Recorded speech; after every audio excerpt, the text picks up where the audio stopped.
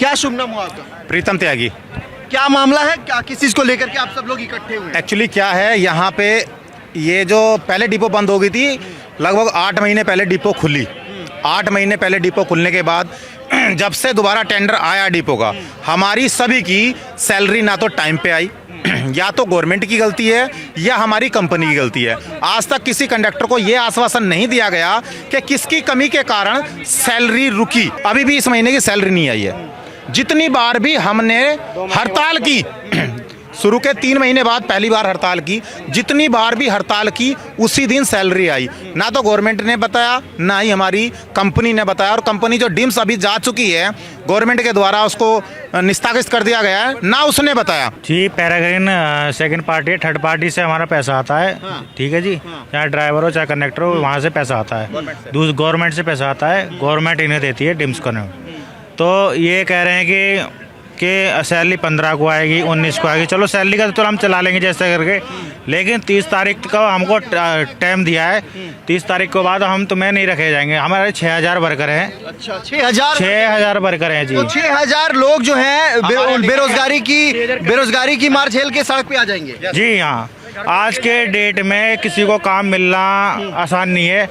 किसी की ओवरेज हो चुकी है। हमने कोरोना काल में भी सबकी मदद करी है। हम सरकार से विनती करते हैं हमें भी रखा जाए और हमारा कोई शोषण ना हो। हमें टाइम से सैलरी चाहिए, बस हम सरकार से विनती करते हैं। जैसे हम चल रहे हैं, हमें उस किसी उद्देश्य पे रखे सैलरी। हमें वेतन के बड़े ना दे, लेकिन रोजगार रहना चाहिए हमें। 15 साल हो गए हमको यहाँ। 15 साल से 2011 में हम भर्ती हुए थे।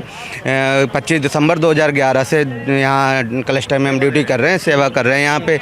और अभी तक तो ठीक चल रहा था, सब ठीक हो रहा था। अभी 10 साल बाद, मतलब 10 साल के पूरे होने के बाद सरकार बदली है तो नीतियाँ बदलने लगी हैं। हाँ, सरकार की मार आप लोग झेल रहे हैं। हाँ, अब मैडम के मिलने अब सिर्फ रोजगार पे बात आ गई है। तनख्वाह तो ये 2 महीने में 3 महीने में दे रहे हैं, वो तो अलग बात है। अब तो सिर्फ रोजगार पे है। और अब हम इस टाइम 45 साल के हो रहे हैं, हम कहाँ जाएंगे। हम लोग सीएम मैडम से मिलने गए थे, लगभग 100 लोग, और दूसरे डिपो के भी कंडक्टर थे। तो हमें आश्वासन दिया था आप लोग डीम्स कंपनी जा रही है, आप लोग इसी में रहोगे, आप लोगों को हम टीटीसी के अंडर में लेंगे। अच्छा। और उसके बाद अब इन्होंने कल लिस्ट जारी कर दी है 555 लड़कों की। अच्छा। और हम लोग बेरोजगार हो चुके हैं, सड़क पे आ गए। अब कहाँ जाएंगे हम लोग? कितने लोग जो है इस टेंडर के अधीन है, थर्ड पार्टी के अधीन? इस समय 6000 लोग हैं। 6000 में से 500 लोग जो है वो बेरोजगार हो जाएंगे। सब पूरे के पूरे 6000 के 6000। हाँ। सभी डिपो में लिस्ट आ चुकी है डीटीसी के कंडक्टर की। हमारी डिपो में जितने भी कंडक्टर कार्य कर रहे हैं, उसके बावजूद भी 554 या 55 की लिस्ट आ चुकी है यहाँ पे, कि वो कंडक्टर भी यहाँ अभी देख सकते थे, थोड़ी देर पहले हैंडओवर कर रहे हैं टिकटों का। तो हम कहाँ जाएंगे? अब जैसे भाई साहब ने बताया 45 साल उम्र हो चुकी है, 35 साल के बाद कोई कंपनी नहीं लेती। मझधार में लाकर सरकार ने छोड़ दिया उम्र के उस हाँ, जहाँ पे कोई हमें रखे। अभी तक आप निकालोगे, अभी जैसे बताया भैया ने, हम सीएम साहब के पास गए थे। सीएम मैडम ने ये बोला था कि आप यहीं रहोगे, पर ऐसा हमें दोबारा कोई आश्वासन नहीं दिया गया, क्योंकि हमारे अधिकारी। कब गए थे सीएम से मिलने के लिए? कल भी गए थे, कल भी कोई जवाब नहीं मिला। अभी 1 महीना पहले गए थे, तब उन्होंने आश्वासन दिया था, कल तो मिले ही नहीं। आप उधर से मिल के आते हो और यहाँ से आप लोगों को जो है वो पत्ता साफ हो जाता है। यहाँ हमें कोई आश्वासन देने वाला ही नहीं मिल रहा कि हाँ भाई तुम्हारा नौकरी। यहाँ के अधिकारियों का क्या कहना है? यहाँ के अधिकारी तो है ही नहीं, अब कोई अधिकारी मिलता ही नहीं, ना कोई आश्वासन देना चाहता है, क्योंकि अब तक जितनों ने भी आश्वासन सैलरी के लिए दिया, सब वो विफल ही हुए। और दूसरी बात, कंडक्टरी का एक अनुभव ऐसा है, कहीं भी काम नहीं आता। ड्राइवर तो कहीं भी कर सकता है, कंडक्टर कहीं नहीं कर सकता काम। अब ये बताइए, ऐसी मझधार में छोड़ रही है गवर्नमेंट हमें, तो हम कहाँ जाएंगे? मैं नहीं, पूरी दिल्ली के 6000 कंडक्टर, उनका परिवार कहाँ जाएगा? पूरा ही असर पड़ रहा है जो नीति ने अपना रही है सरकार। मेरी 50+ हो चुकी है उम्र, और मेरे बच्चे शादी लायक हैं। अब ये नौकरी इन्होंने अपने छीन रहे हैं, जैसे गले में से रोटी छीन रहे हैं। अब इन्होंने छोड़ दिया कि 31 तारीख के बाद तुम्हारा कोई नहीं, सब गेट से बाहर। अभी कोई आश्वासन और कोई आश्वासन देने आता नहीं। तनख्वाह मिलती है 3000 रुपये, 2000 रुपये कट जाते हैं। हाँ, और कहो तो क्या कुछ पता नहीं। इस तरीके की कार्रवाई कभी पिछली सरकारों में देखने को मिली थी? नहीं, पहले कभी नहीं मिली है सर। देखो, जब भी यहाँ पर हड़ताल करते हैं, एक तो कोई अधिकारी रेस्पॉन्स नहीं दे पाता है यहाँ पर आकर के, कोई भी कैसा रेस्पॉन्स है, और सेल के बेसिस पे बात करते हैं या हड़ताल कर लो, कुछ भी करना है, कोई समझाने वाला नहीं है, कोई कुछ करने वाला नहीं है। अपनी मर्जी से क्या करना है, बस लाएंगे किसी को कि भाई बस निकलवाओ, बस निकालना है बस। ये नहीं कि भाई ये काम करें, इनको क्या जरूरत है, इस जरूरत के बारे में कोई नहीं सोच पा रहा है इस बात को। और जो ये रोजगार की बात है सर, रोजगार के बारे में कोई नहीं सोच रहा है। बस ये हमको लेटर दे दिया है कि भाई 31 मार्च को आपको जो है हम छुट्टी कर देंगे आप। सर इन्होंने तो बेरोजगार कर ही दिए समझ लो। अब कोई साधन नहीं है, हम कनेक्टरी के अलावा और कोई काम नहीं जानते। ठीक है जी, अब सबके हाथ में कनेक्टरी है और कोई काम है ही नहीं हमारे। टेक्निकल स्किल नहीं है इन लोगों के पास। हम तो कहने बहुत गलत कर रही है सरकार, बहुत गलत हो रहा है। हाँ जी, आज आपके साथी कोई इसी में से कंडक्टर आपके बस के साथ चलता होगा? हाँ जी, हाँ आज जी। वो साथी है लेकिन अब वो बेरोजगार हो रहा है। हाँ जी, हाँ, बहुत गलत है। कोई सुनाई नहीं हो रही है सरकार में, कोई सुनवाई नहीं कोई है। नहीं हो रही। पिछली सरकारों में भी कभी ऐसा हुआ था कुछ? नहीं, पिछले में कभी नहीं हुआ। 2 महीने लगातार, इस बार 1700, पिछली बार 5,000, 6,000 रुपए। कितनी तनख्वाह मिलती है कंडक्टर? 16,000, 17,000, उसमें 6,000 काटे इन्होंने। 6,000 रुपए? हमारी कंपनी ने सारे कंडक्टरों काटे हैं 6,000, 5,000 सब कंडक्टरों के हड़ताल के कारण। इनके 7,000 बताओ।